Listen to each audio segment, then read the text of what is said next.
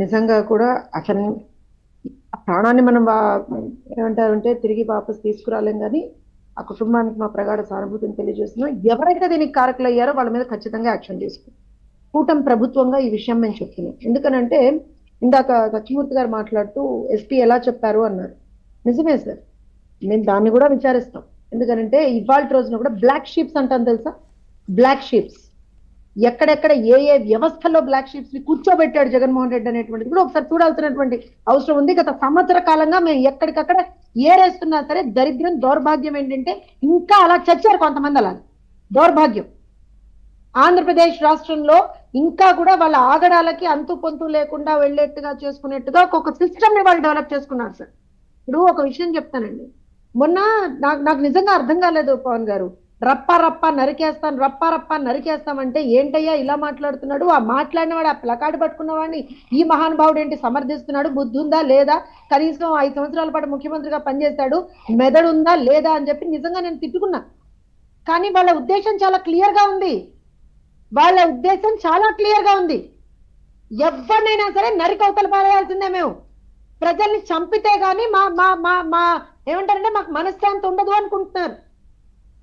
సరే, ఈ వీడియో ఇవాళ ఏదైతే సర్ఫేస్ అయిందో దీని మీద కేసు పెట్టాలని చెప్పి పోలీసులు కూడా నిర్ణయించుకున్నారని దానికి సంబంధించినటువంటి ఒక ఇన్ఫర్మేషన్ కూడా ఇందాక వచ్చింది పవన్ గారు, జస్ట్ ఫర్ యువర్ ఇన్ఫర్మేషన్.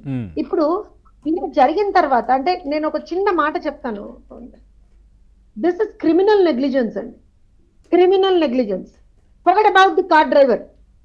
ఎందుకనంటే కార్ డ్రైవర్ అనేటువంటి వాడు దాంట్లో ఇన్వాల్వ్ అయి ఉన్నాడు, అతని మీద చర్య తీసుకుంటారు, ఎట్టి పరిస్థితుల్లో చర్య తీసుకుంటారు. కానీ ఎవరైతే విఐపి అందులో ఉన్నాడో మహానుభావుడు, ఆ మహానుభావుడు ఎవరైతే తన కార్, ఎందుకనంటే అక్కడ ఉన్న వాళ్ళు చెప్పకుండా ఉంటారంటారా? 100% చెప్తారు. ఆ విజువల్ లో మనకి ఈవెన్ ఆడియో కూడా వినపడుతుంది కదా, అయ్యో అయ్యో అయ్యో అని. అవును, అందులో ఉన్నవాడు ఎవడు కూడా అక్కడ ఉన్నటువంటి జగన్మోహన్ రెడ్డికి చెప్పలేదా, లేకపోతే జగన్మోహన్ రెడ్డి ఏమన్నా పైనుంచి ఊడిపడ్డా? ఆ మాత్రం బుద్ధి లేదు జగన్మోహన్ రెడ్డికి. నీకు కారు కింద పడి అక్కడ ఒక మనిషికి అక్కడ అపాయం జరుగుతా ఉంటే సిగ్గు లేకుండా అక్కడ నవ్వుతూ ముందరికెళ్తావా? మళ్ళీ దిక్కుమాల ఎక్స్ప్రెషన్స్ ఒకటి, ఆగపడిన ఆపడిన నెలనివ్వండి అని దిక్కుమాల ఎక్స్ప్రెషన్స్ ఒకటి. సరేనండి, నీ కారు కింద పడి ఒక వృద్ధుడు ఆ రోజున ఇబ్బందులు పాలయ్యాడు, అపాయం, ఇంకా అప్పటికి అతనికి ఏమైందో తెలియదు మనకు కదా పవన్ గారు. తర్వాత ఇంకొక వ్యక్తి సొమ్మసిల్లి పడిపోయాడు.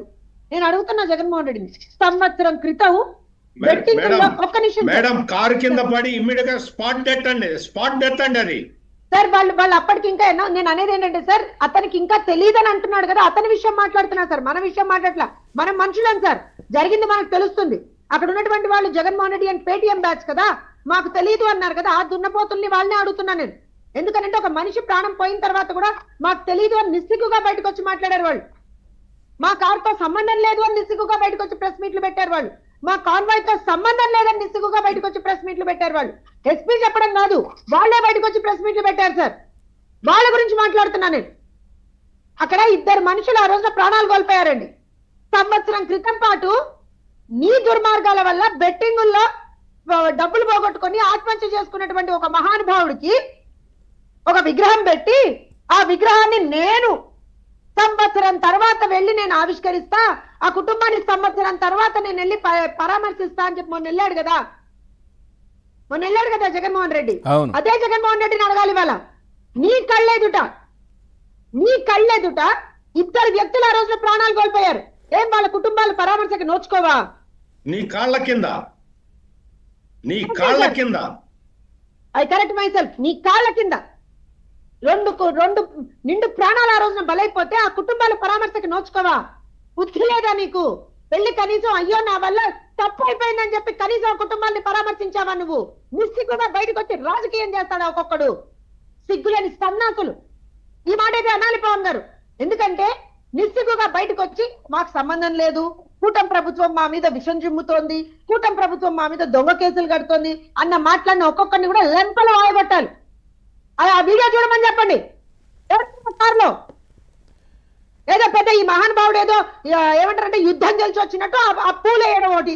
ఆ వేసిన సన్నాసులకు బుద్ధి లేదు, వేయించుకున్న సన్నాసికి బుద్ధి లేదు. వెళ్తున్న కార్యక్రమం ఏంటి మేడం? ఆయన వెళ్తున్నది ఏంటి? అక్కడ జరుగుతున్నది ఏంటి? నేను అదే చెప్తున్నాను పవన్ గారు. మీరు కొన్ని మర్చిపోతారు పవన్ గారు. సారీ టు సే, తిరుపతిలో తొక్కిసలాట జరిగి కొంతమంది ప్రాణాలు కోల్పోతే అక్కడికి వచ్చి జై జగన్ అన్నటువంటి ఒక దిక్కుమాలిన బ్యాచ్ అది. హాస్పిటల్లో దిక్కుమాలిన బ్యాచ్ అది. అది కూడా కూడా కాదండి, ఐసీయూలో సెలైన్ బాటిల్ పెడితే ఆ సెలైన్ బాటిల్ పీకేసినటువంటి ఒక దిక్కుమాలిన బ్యాచ్ అది. ఇవాళ రోజున కూర్చొని మాట్లాడేది.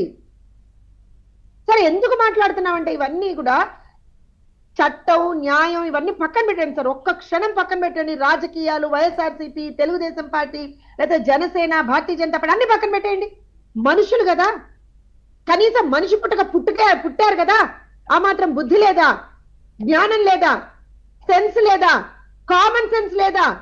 ఒక వ్యక్తి ఒక చిన్న నేను ఎందుకు క్రిమినల్ నెగ్లిజెన్స్ అని అన్నాను తెలుసా పవన్ గారు? రోడ్ ట్రాఫిక్ యాక్సిడెంట్స్ లో this is nothing but sir దాన్ని ఏమంటారు, హిట్ అండ్ రన్ కేస్. అవును, which comes under criminal negligence. ఇది అదే కదా, హిట్ అండ్ రన్నే కదా, అంతే. సో ఎవరిని దీని మీద మనం ఇచ్చేయాలి? ఇంకొక విషయం చెప్తా. ఆ రోజున మనందరికీ గుర్తుంటే తెలంగాణలో అనుకుంటా రేవంత్ రెడ్డి గారు ఏం చేశారు, అల్లు అర్జున్ గారు వచ్చి అక్కడ తొక్కిసలాట జరిగి కొంతమంది చనిపోతే ఏం చేశారు, అల్లు అర్జున్ గారి మీద కేసు పెట్టి అల్లు అర్జున్ గారే దీనికి కారణం, అల్లు అర్జున్ గారికి చెప్పకుండా చేయకుండా చేశాడని చెప్పారు కదా. ఈ కేసులో అయితే చాలా క్లియర్ గా యంత్రాంగం అక్కడ కేవలం 3 వెహికల్స్ కి, ఆయన కాన్వాయ్ తో పాటు ఒక 3 వెహికల్స్ కి ఒక 100 మందికి మాత్రమే పర్మిషన్ ఇచ్చారు. అవును, తర్వాత దేవుడెరుగు ఏం జరిగింది అనేటువంటిది. కొంతమంది అపరమేధావులు, అసలు ఏమీ తెలియనటువంటి వాళ్ళు, కానీ తామను అపరమేధావులు అనుకునే వాళ్ళు, సంక్రాంతికి నిలబడి డాన్సులు చేసేటువంటి వాళ్ళు అనొద్దు కానీ